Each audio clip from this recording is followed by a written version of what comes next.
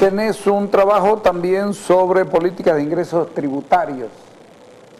Efectivamente, el tema de la tributación es un tema muy importante. Se ha avanzado algo, pero todavía hay un margen muy grande. Hay un último estudio que demuestra que se está recaudando solamente el 40% en el mercado interno de lo que se podía recaudar.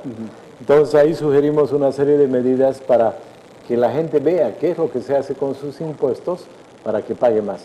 Y planteamos en el tema No pagamos impuestos muy altos en Bolivia entre IVA, IT y los demás. Hay quienes dicen que Bolivia se paga como el 30 y tantos % de impuestos, o no están así. A ver, la presión tributaria, que es el total de la recaudación sobre el PIB, sobre toda la producción, es de 32%. Ya. Pero eso es fundamentalmente por el impuesto a los hidrocarburos. Ya. Si vos le sacas el impuesto a los hidrocarburos, tenemos una baja presión tributaria respecto a los países vecinos. Ya. Entonces, eso confunde algunas veces. Sí. No, y si vos ves el impuesto a las empresas, en Chile, por ejemplo, es superior. O la famosa retención en Argentina del 40% a los agricultores. Sí, sí. No, los impuestos en Bolivia no son altos. Ahí proponemos una medida que me parece muy, muy interesante, muy creativa, para mantener depósitos en bolivianos o para aumentar depósitos en bolivianos. Nosotros planteamos que no se le cobre impuestos al que deposita en bolivianos, que se le cobre impuestos al que tiene sus ahorros en dólares o sus depósitos a plazo fijo en dólares, pero al que tienen bolivianos que no se le cobre ese impuesto. Es una parte muy pequeña de la recaudación, pero es un incentivo para las personas para que ahorren en bolivianos. O sea, seguiríamos con la política de la bolivianización de la economía. Sí, sí, va a ser más difícil, ¿no es verdad? Pero, por ejemplo, justamente planteamos que no se cobre ese impuesto para poder atraer esos ahorros. En el tema salarial es un tanto complicado para explicarlo en la calle. Te diré que sí, se pensaba de que la gente iba a reaccionar negativamente, pero han salido Tarija, Potosí, Chuquisaca y los empresarios a nivel nacional planteando de que es imposible pagar un segundo aguinaldo de una sola vez.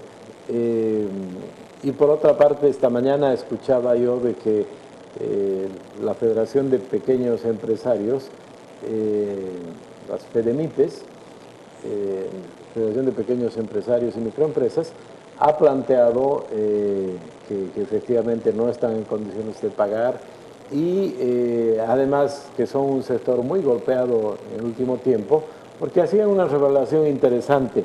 El famoso Banco de Desarrollo Productivo, el BDP, que se creó con mucha fuerza para apoyar al pequeño productor, se lo ha utilizado en estos últimos 10 años para manipular políticamente.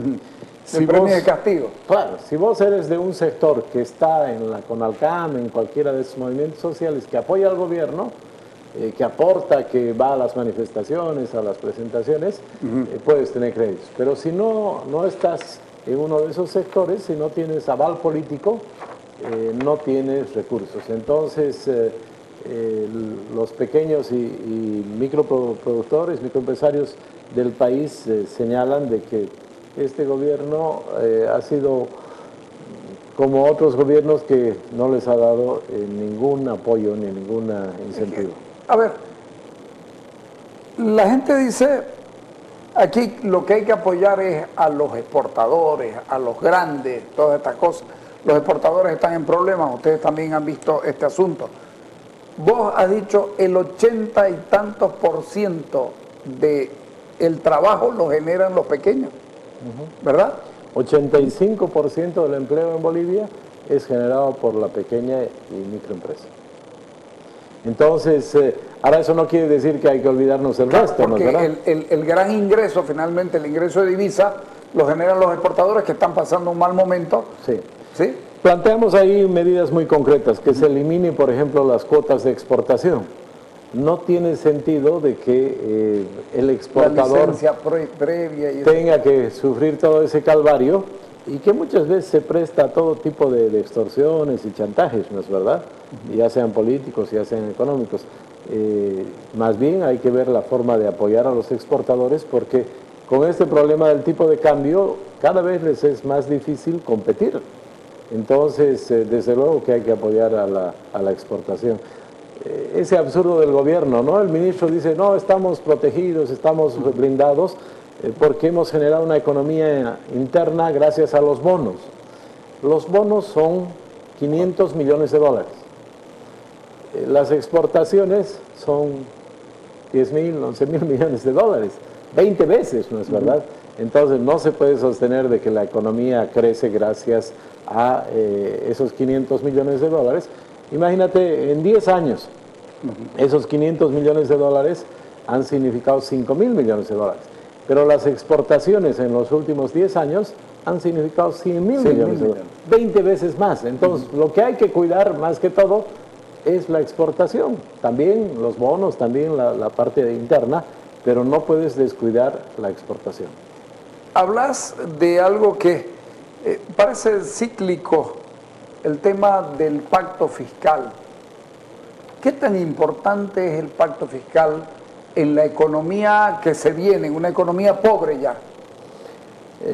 Es mucho más importante el pacto fiscal porque yo utilizo la figura de que es como si uno tuviera una herencia pero que no la dejan usarla, ¿no ves? Como no tenerla.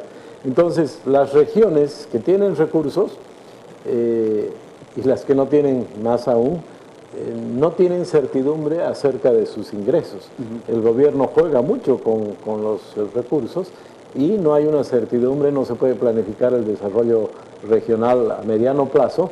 Entonces, es fundamental que haya un pacto fiscal y esas advertencias que hacen últimamente de que los que no tienen su estatuto aprobado no participan, eso es un vil chantaje, pero un pacto fiscal en el sentido de definir cómo se distribuyen los recursos en el país y las atribuciones es muy importante hacerlo. ¿Vos crees que este plan anticrisis, porque es definitivamente una propuesta anticrisis, podrá ser entendido por el gobierno? Te explico. Doña Gabriela Montaño, presidenta de la Cámara de Diputados, dijo que este es un documento lleno de generalidades, que no aterriza en nada y que busca privilegiar a tus amigos o a los empresarios. Bueno, ya estamos acostumbrados, ¿no? Cuando nosotros hacemos una propuesta, porque nosotros nos hemos caracterizado no solamente criticar, sino hacer propuestas. Si no me equivoco, este es el número 9 de distintos documentos de propuesta. Es interesante, pero descalifican, insultan y demás, pero al poco tiempo aplican. En varios casos hemos visto de que así fue, ¿no? Me acuerdo que Eduardo Rodríguez me invitó a una reunión sobre el tema del mar y terminando la reunión yo planteé 5 puntos. En la tarde salió Evo Morales a descalificar los 5 puntos que yo había planteado, diciendo de que yo no conocía la realidad, que mis asesores norteamericanos se habían equivocado, y muy rápidamente aplicaron los 5 puntos, ¿no es verdad? Que eran temas muy, muy concretos. O sea, por ejemplo, sugerimos el tema de que se incorpore a los expresidentes como una señal a Chile, de que era una política de Estado, y hablamos de Carlos Mesa. Después, el tema de la Haya tenía un presupuesto de $1 millón. Y yo le comenté a Eduardo Rodríguez que yo en ese momento tenía un arbitraje privado entre 2 empresas que me había costado ya 2 millones. Entonces, un tema tan importante necesitaba pues más recursos. Yo dije, den la señal de que hay un presupuesto de 20, 30. Al día siguiente dijeron que había un presupuesto sin límite para ese tema. Y así, una serie de recomendaciones que hacemos, las toman en cuenta en algunos casos. Pero no las debaten. No, salen a descalificar. No solamente ha salido Gabriela Montaño a ponerle una serie de adjetivos, ha salido el ministro de Autonomías también. que obviamente ya estamos acostumbrados a las paradojas, ¿no? Porque el ministro de Autonomía, pero no tiene autonomía, ha salido a repetir lo que le han indicado. Ayer, en los últimos días, he escuchado a otros funcionarios donde dicen, no, lo que él propone ya hemos hecho, que no sé qué. Entonces, hay muchos temas que los toman en cuenta, pero nunca lo aceptan, ¿no? ¿No te preocupa que no haya debate político en el país? Es decir, va a pasar esto de la reelección, no sé cómo irán a hacer. Yo soy de los que apuesta de que si Evo Morales pierde un referéndum, igual va a ser candidato. No le va a importar nada, tiene la fuerza de la calle, tiene las Fuerzas Armadas finalmente a su disposición y creo que igual va a ir. Y creo que aquí lo que falta es profundizar el debate político. ¿Cómo hace la oposición que tiene poca presencia en el Parlamento y que no aprovecha la calle para decir las cosas? Este es un documento que le falta debate, que le falta publicación, que aparezcan los demás. También hablar de lo mismo. A mí en lo personal me preocupa la falta de debate. Se va doña Nemesia a Chacollo y pareciera que es un asunto simplemente de la corrupción del Fondo Indígena, cuando es un tema fundamental en este país, la corrupción, un problema estructural latinoamericano. La señora Dilma Rousseff, acaba de irse un presidente por nada más. Está complicado el asunto de la corrupción y pareciera que es solamente en el Fondo Indígena cuando hay un montón de cosas más que hay que discutir. A ver, Carlos, coincido contigo que este es un gobierno que no quiere debatir, no quiere contrastar ideas y por eso tiene un rol tan importante los medios de comunicación y por eso el gobierno trata de silenciarlos, ¿no es verdad? ¿Cuál es tu punto de vista con relación a la participación de la señora Paco, haciendo un paréntesis? Terrible, ¿no? Terrible porque los datos que se han mostrado en el Congreso son muy claros. Más del 50% de la publicidad que va a los canales va a 3 canales, a ATV, a PAT y al canal 7. Y esos 3 canales tienen el 10% de la audiencia. Entonces la historia esa que dan de acuerdo a los que tienen audiencia es completamente falsa. Inclusive, se sabe, porque en este país se sabe de todo, la compra de esos canales se está pagando con la publicidad. Entonces, no pueden explicar y tal vez por eso no pueden debatir los temas y por eso cuando se dio la interpelación en el Congreso no hubo la posibilidad de contrastarnos, ¿verdad?